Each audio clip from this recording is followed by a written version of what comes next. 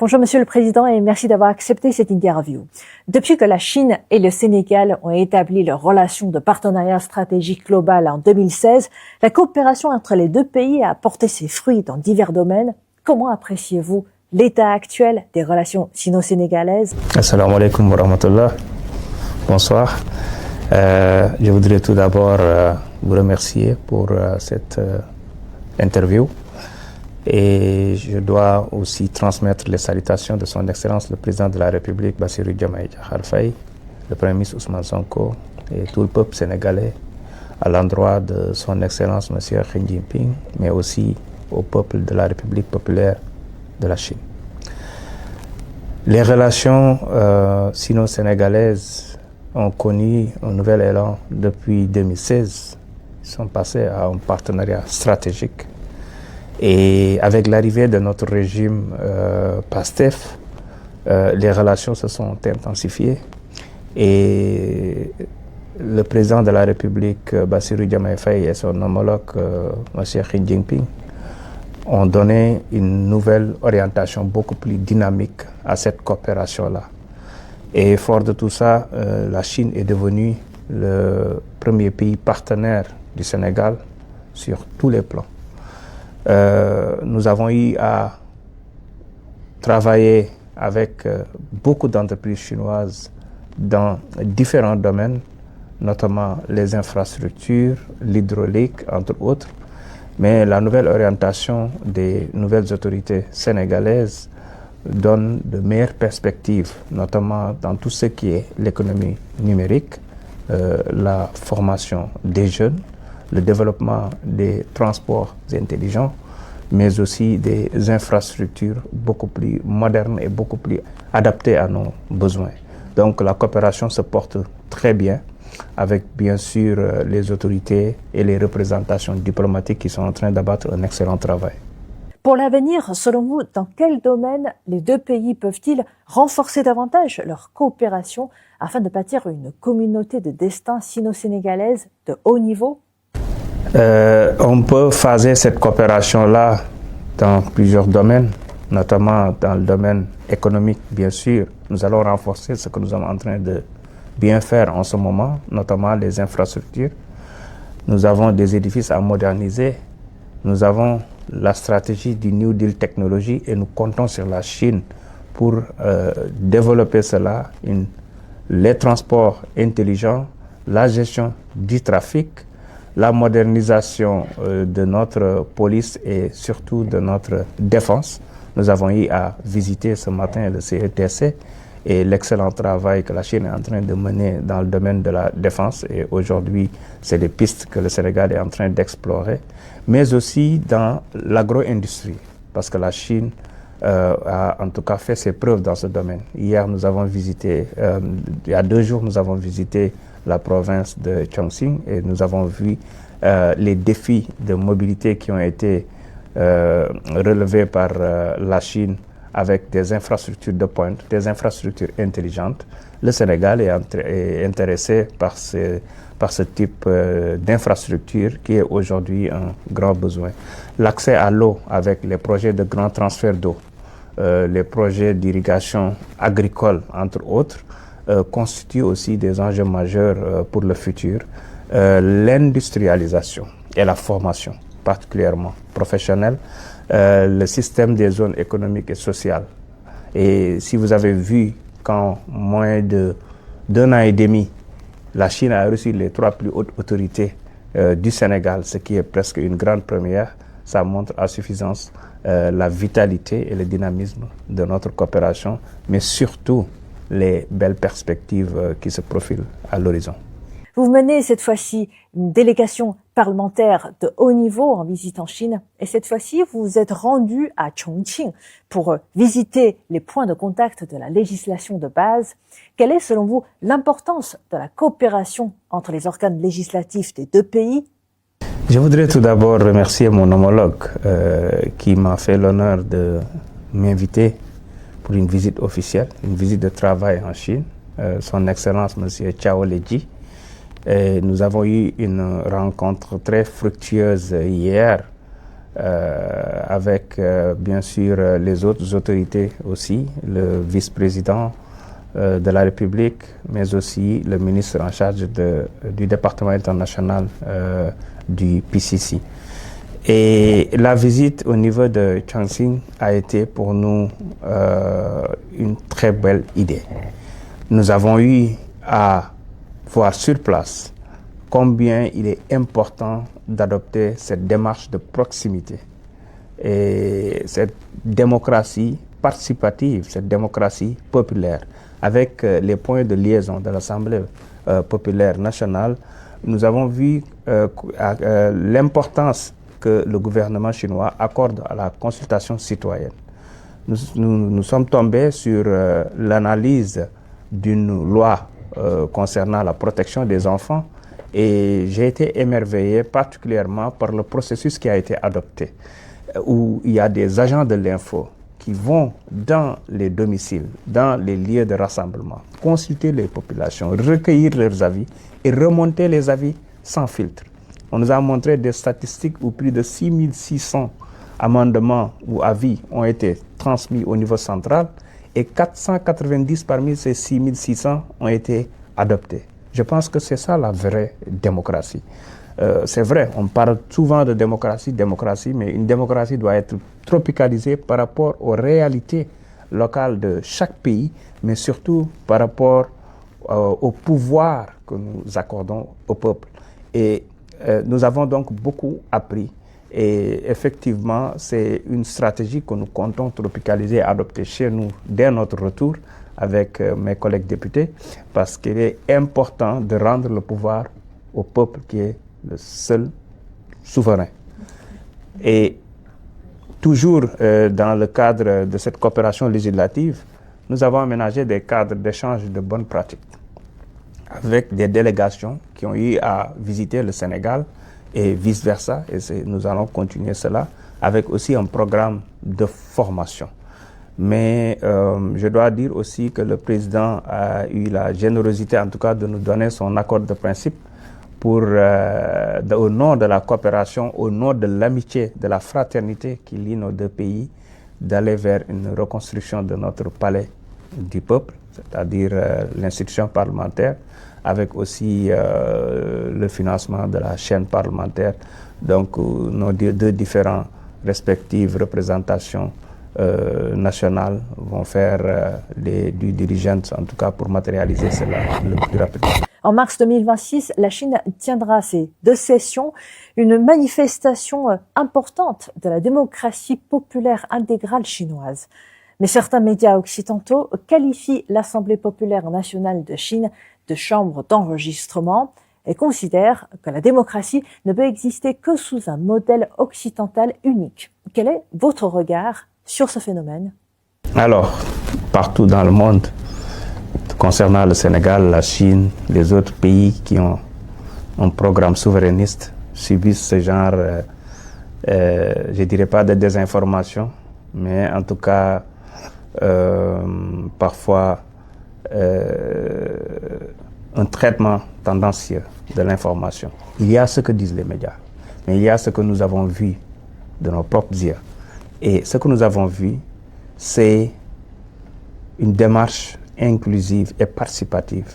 Un peuple qui décide de son avenir. Un peuple qui a le droit de donner son avis sur tout ce qui se fait au niveau de la Chine, avec des systèmes de boîte à lettres, avec un système de remontée d'informations, avec des plateformes numériques, avec des agents de liaison, avec des points de liaison, des maisons, des assemblées parlementaires au niveau municipal.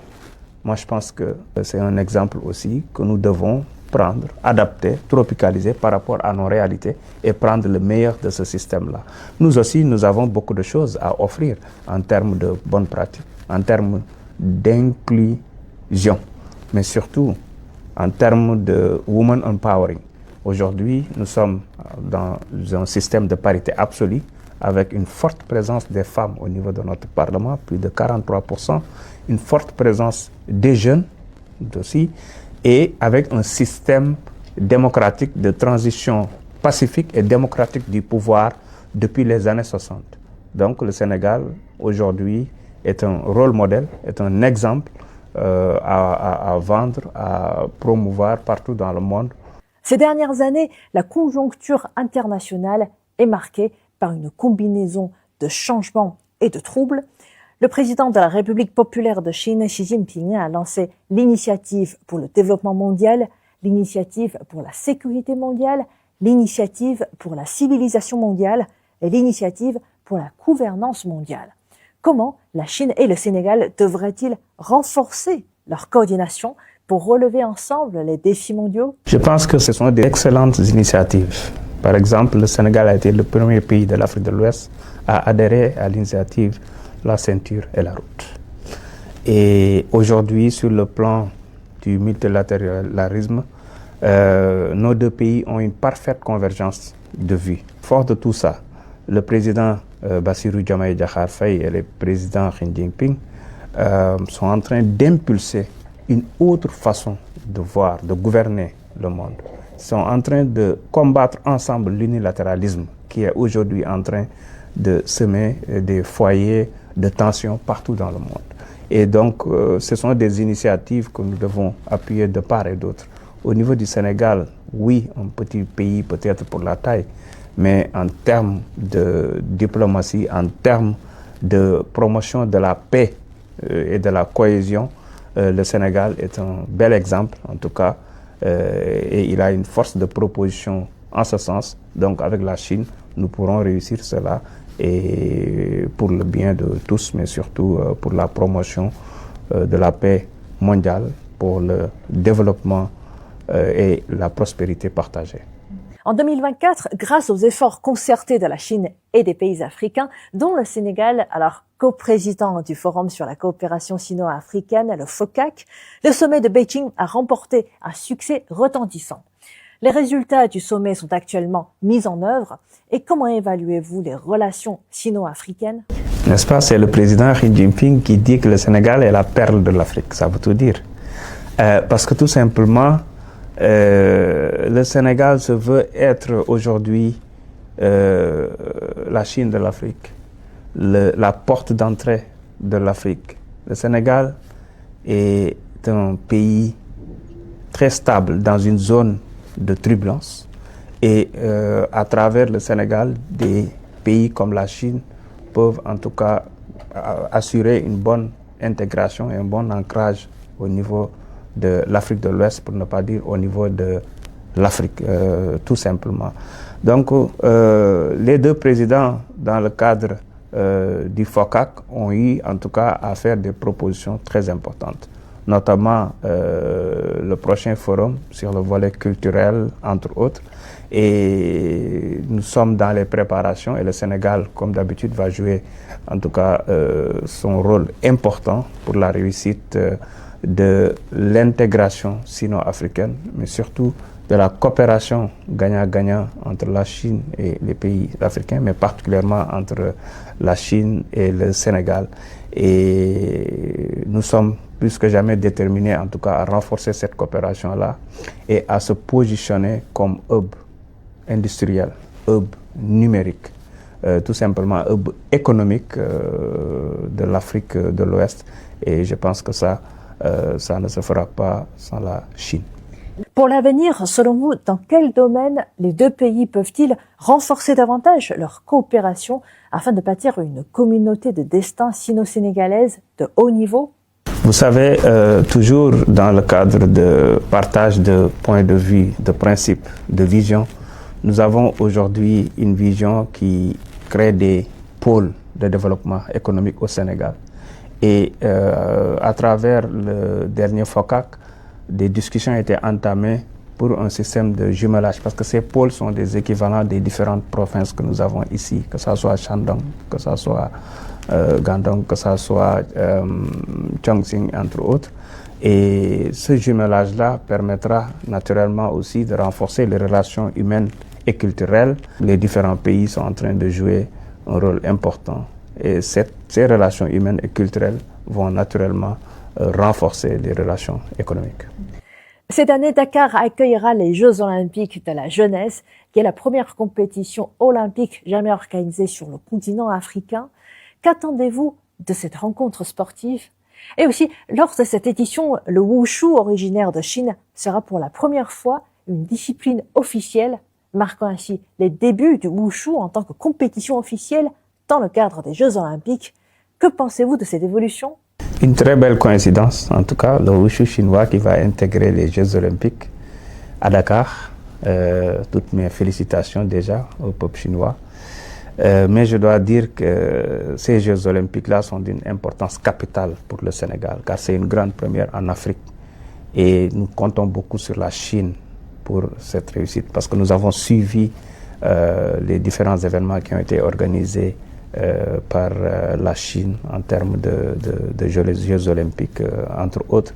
Et pour nous, cette expérience-là et cette expertise-là doit être mise à la disposition du Sénégal pour une belle réussite.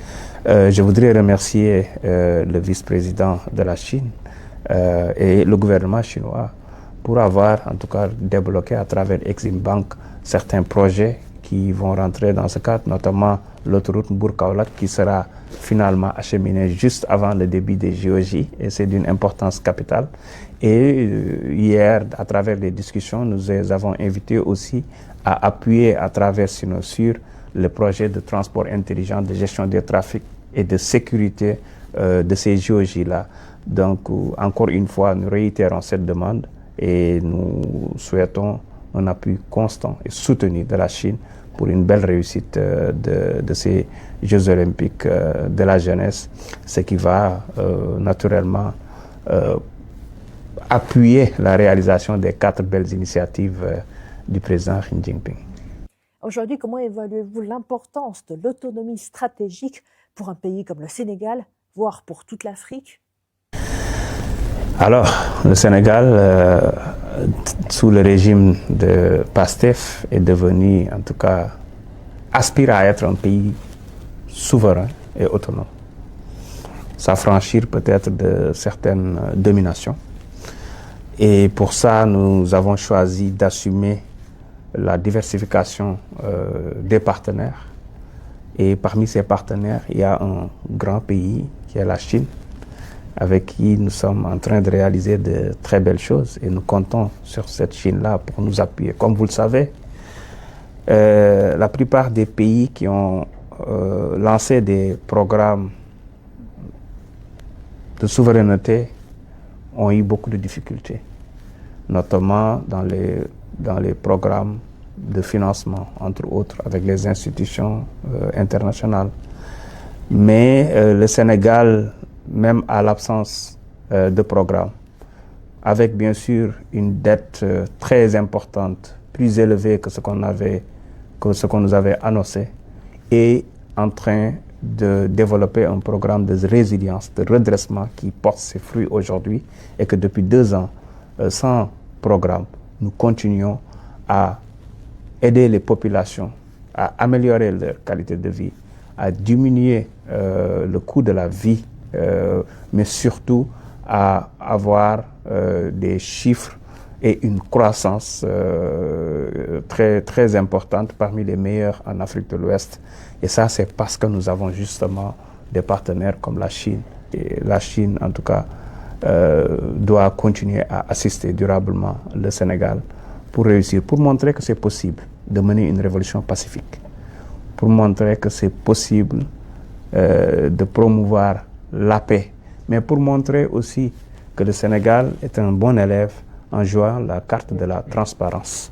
Car nous pourrions faire comme les autres, cacher peut-être les chiffres, la dette, bénéficier d'un programme, mais ne pas rester un pays viable, donc un pays à risque pour les investisseurs. Nous, on a choisi d'être responsables, d'être transparents, de jouer la carte de la transparence. Et donc, fort de tout ça, nous devons même être érigés en modèle, soutenus en tout cas, pour montrer aux autres pays que c'est bien possible. Merci, Monsieur le Président, pour cet entretien très enrichissant et bon voyage en Chine. Merci beaucoup. Je voudrais profiter de cet entretien pour souhaiter en tout cas une excellente année au peuple chinois qui prépare la fête. Mes vœux de prospérité, de paix, mais surtout de réalisation parfaite des 4 belles initiatives de son Excellence, M. Xi Jinping. Vive la coopération sino-sénégalaise, vive la coopération sino-africaine.